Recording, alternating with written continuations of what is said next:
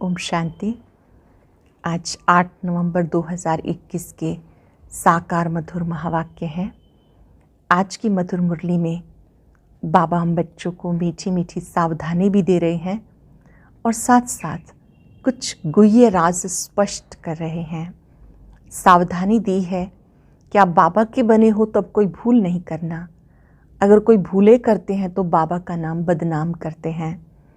गुह्य राज स्पष्ट किया है कि निराकार परमात्मा जब ब्रह्मा तन में आते हैं तो ब्रह्मा हमारी माता है, शिव बाबा हमारे पिता हैं। सबसे बड़ी प्रवृत्ति शिव बाबा की है क्योंकि ब्रह्मा द्वारा हम बच्चों को अडॉप्ट करते हैं। जब निराकारी दुनिया में है शिव बाबा तो सब आत्माएं हैं। जब यहाँ साकार में आते हैं तो बाबा बच्चे बच्चे कहते हैं, जैसे कि बड़ा गृहस्थी बन गया। शिव बाबा ब्रह्मा के द्वारा जो हमें डायरेक्शन देते हैं, उन डायरेक्शन पर चलने में हमारा कल्याण है। बाबा ने कहा, मान लो कोई ऐसी बात ब्रह्मा बाप ने कही जो आपको ठीक नहीं लगी, फिर आपने कर ली तो शिव बाबा उसे ठीक कर देंगे क्योंकि आपने तो आज्ञा पालन किया। ड्रामा में हर दृश्य में कोई ना कोई कल्याण छिपा हुआ है। बाप कल्याणकारी है और ये ब्रह्मा शिव बाबा का बड़ा बच्चा भी है और युगल भी है। बड़ा बच्चा है, अगर वो कोई बात आपको कहते हैं तो आपको उस बात को मानना है, उस मत पर चलना है। अंततः उस बात में कल्याण होगा ही होगा क्योंकि बाबा कल्याणकारी है। भारत देश में परमात्मा को माता पिता के रूप में याद करते हैं। अन्य देशों में केवल गॉड फादर कहते हैं। लेकिन वो कैसे माता पिता बनते हैं, कैसे हम सबको वर्षा मिलता है, ये राज बाबा ने स्पष्ट किया कि आप बच्चे शिव बाबा से वर्षा लेते हो। ब्रह्मा बाबा शिव बाबा को याद करते हैं। आप बच्चों को भी शिव बाबा की याद से आत्मा को पावन बनाना है। बाबा करन करावन हार है। ब्रह्मा के द्वारा स्वर्ग की स्थापना करते हैं। कैसे स्थापना करते हैं, कैसे नॉलेज देते हैं, कैसे सुख देते हैं, उसके लिए संगम युग है जब डायरेक्ट बाबा आकर पढ़ाते हैं। सोचो पढ़ाता कौन है? ये पाठशाला है। पाठशाला में मैप्स बहुत मदद करते हैं। जो चित्र हैं ये हमारे नक्शे हैं। इनके द्वारा किसी को भी ज्ञान समझाना समझना सहज होता है। तो ये चित्र ज़रूर होने चाहिए। कोई कांटों से फूल बनते हैं तो कोई सदा गुलाब है, कोई गुलाब है, कोई अक के अक ही रह जाते हैं। जो पूरा पढ़ते नहीं वो जैसे कि अक बन जाते हैं, वो किसी काम के नहीं। बच्चों को अच्छी रीति पढ़ना है। पढ़ने के साथ साथ सेवा करने का भी शौक होना चाहिए। जब आप प्रदर्शनी के चित्र लगाते हैं तो कोई ना कोई विघ्न भी कई बार पड़ता है। बाबा ने कहा, भले इंश्योरेंस करा दो, सिक्योरिटी भी पूरी रखो, लेकिन अगर कोई नुकसान भी हो जाता है तो भी फिर नया बन जाएगा। आप बच्चों को सेवा करते हुए निडर बन के सेवा करनी है। भले चित्रों का इंश्योरेंस कराया हुआ हो, लेकिन अगर आप बच्चे विघ्नों को देखकर डर जाते हो तो सेवा कैसे करेंगे? विघ्नों को देखकर घबराना नहीं, बल्कि बाबा की याद में रहना है। जैसे 1 सेकंड में जीवन मुक्ति मिलती है, ऐसे 1 सेकंड में सजाएं भी मिलती हैं। ज्ञान 1 सेकंड का है, लेकिन धारण करने में वक्त लगता है। इसलिए पढ़ाई हर रोज़ पढ़नी है, अच्छी रीति पढ़नी है। स्लोगन में बाबा ने समझाया, समय पर बाप दादा की शिक्षाएं याद आ जाना ये तीव्र पुरुषार्थ है। आज हर एक को रिगार्ड देंगे, अपने को भी रिगार्ड देंगे। अपने स्वमान याद रखना, खुद को रिगार्ड देना है। अन्य आत्माओं को भी रिगार्ड देते हुए पहले आपका मंत्र पक्का करेंगे। ऐसा रिकॉर्ड बनाते हुए बाबा के दिल तख्त नशीन बनकर रहेंगे। अब सुनते हैं मुरली विस्तार से। बाबा कहते, मीठे बच्चे शिव बाबा का बनकर कोई भी भूल नहीं करना। भूल करने से बाबा का नाम बदनाम कर देंगे। शिव बाबा का बनकर कोई भी भूल नहीं करना। भूल करने से बाबा का नाम बदनाम कर देंगे। क्वेश्चन है, सबसे बड़ी प्रवृत्ति किसकी है और कैसे? सबसे बड़ी प्रवृत्ति, सबसे बड़ा परिवार, कारोबार किसका है और कैसे? शिव बाबा की सबसे बड़ी प्रवृत्ति है। भक्ति में सब त्वमेव मातश्च पिता कह के पुकारते हैं तो प्रवृत्ति वाला हुआ ना, परंतु जब तक वो साकार में ना आए तब तक उनकी कोई प्रवृत्ति नहीं, क्योंकि ऊपर में तो आत्माएं बाबा के साथ निराकारी रूप में रहती हैं। जब साकार में आकर इनमें प्रवेश करते हैं तो सबसे बड़ी प्रवृत्ति है। जब निराकार शिव बाबा ब्रह्मा तन में आते हैं तो इनकी सबसे बड़ी प्रवृत्ति है। ओम शांति। भारत खास दुनिया आम ये नहीं जानते कि बेहद का बाप निर्वृत्ति वाला है या प्रवृत्ति वाला है। जब बाबा आते हैं तो बच्चे बच्चे कह के बुलाते हैं, क्योंकि उनको पुकारा भी जाता है त्वमेव मातश्च पिता त्वमेव, तो गृहस्थी बन जाते। वहाँ सब जानते हैं शिव निराकार है।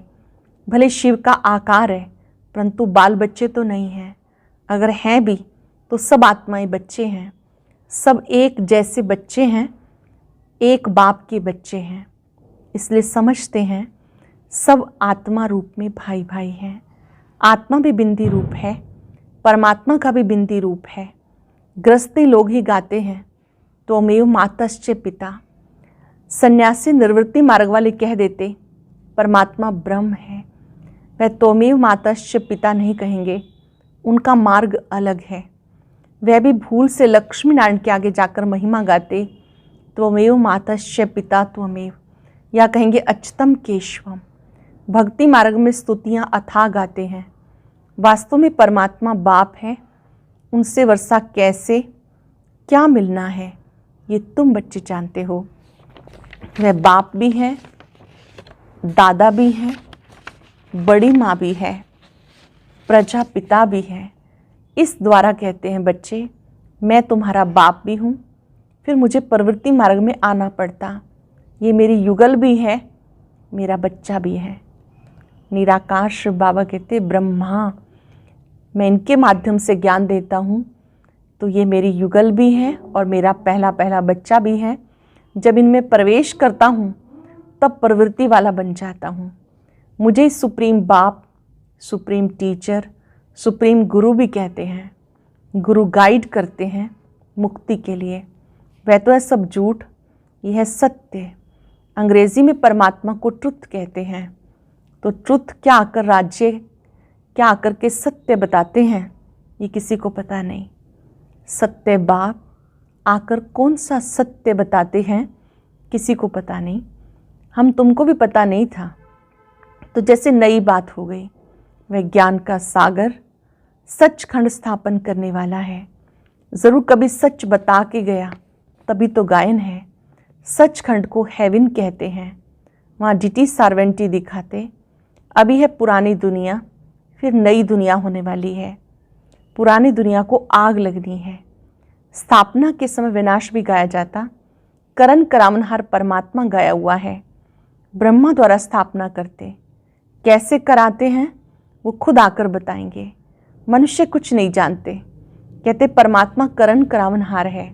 फिर ड्रामा का भी पता पड़ गया। कलयुग अंत, सतयुग आदि, इस संगम को ही ऊंच मानना चाहिए। कलयुग के बाद आता है सतयुग, फिर नीचे उतरना होता। स्वर्ग नरक गाया हुआ है। मनुष्य मरते तो कहते स्वर्गवासी हुआ। ज़रूर कोई समय स्वर्गवासी हुए हैं, ये खास भारतवासी ही कहते, क्योंकि जानते भारत सबसे प्राचीन है। ज़रूर यही हेवन होगा। बातें कितनी सहज हैं, परंतु ड्रामानुसार समझते नहीं, तभी तो बाबा आते हैं समझाने। यह है पाठशाला। पाठशाला में सिर्फ एक किताब थोड़ा ही होगा, पाठशाला में तो मैप्स भी चाहिए, नक्शे भी चाहिए। वह जिस्मानी विद्या काम में नहीं आएगी। मैप से मनुष्य झट समझ जाएंगे ये तुम्हारे मुख्य मैप्स हैं। जो चित्र हैं ये आपके नक्शे हैं। कितना विस्तार से समझाया जाता, फिर भी पत्थर बुद्धि समझते नहीं। बाबा ने समझाया। प्रदर्शनी में त्रिमूर्ति पर भी पहले समझाना है। ये तुम्हारा बाबा है, वह दादा है, ज्ञान कैसे देवे। त्रिमूर्ति में ऊपर शिव बाबा, नीचे ब्रह्मा विष्णु शंकर। तो इन पे समझाना है कि ये तुम्हारा बाबा और ये दादा, शिव बाबा ज्ञान कैसे दे? भारतवासियों को ही वर्षा मिलना है। परम पिता परमात्मा ब्राह्मण, देवता, क्षत्रिय 3 धर्म की स्थापना करते हैं। ब्रह्मा द्वारा ब्राह्मण ही रचते हैं। ये है यज्ञ, इसे कहते हैं रुद्र ज्ञान यज्ञ।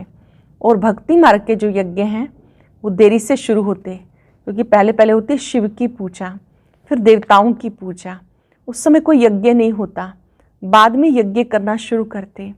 पहले देवताओं की पूजा करते, फूल चढ़ाते हैं। अब तुम पूजा लायक नहीं हो, लोग शिव के ऊपर जाके अक धतूरा क्यों चढ़ाते?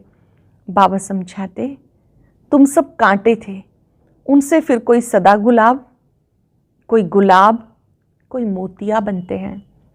जब बाबा के बनते हैं तो कोई आकर के सदा गुलाब बनते हैं, कोई गुलाब, कोई मोतिया, कोई फिर अक के फूल भी बन पड़ते, पूरा नहीं पड़ते तो अक बन जाते, कोई काम के नहीं रहते। शिव बाबा पर सब कांटे चढ़ते हैं, फिर उनको फूल बनाते हैं, परंतु फूलों की भी वैरायटी बन जाती है। फिर उनको फूल बनाते हैं, बगीचे में वैरायटी फूल होते हैं, तुम्हारे में भी नंबरवार हैं। कोई तख्त नशीन बनेंगे, कोई क्या, ये सब बातें बाबा समझाते और कोई समझा ना सके। भक्ति मार्ग कितना लंबा चौड़ा है, परंतु उसमें ज्ञान जरा भी नहीं। सतयुग में देवी देवता थे, कलयुग में एक भी देवता नहीं, तो जरूर परमात्मा ने मनुष्य को देवता बनाया होगा। तो बाबा आकर ऐसा कर्म सिखाते हैं जो मनुष्य सीख कर, दैवी गुण धारण कर देवी देवता बन गए। बाबा के ऐसे कर्म करना सिखाते जो मनुष्य सीख कर, दैवी गुण धारण कर देवी देवता बन गए। और धर्म वाले क्या सिखाएंगे, क्योंकि उनको तो ऊपर से उनके पिछाड़ी में आना है, तो वह सिर्फ पवित्रता का ज्ञान देते। क्राइस्ट जब आता तो क्रिश्चियन तो कोई है नहीं, ऊपर से उनके पिछाड़ी आते।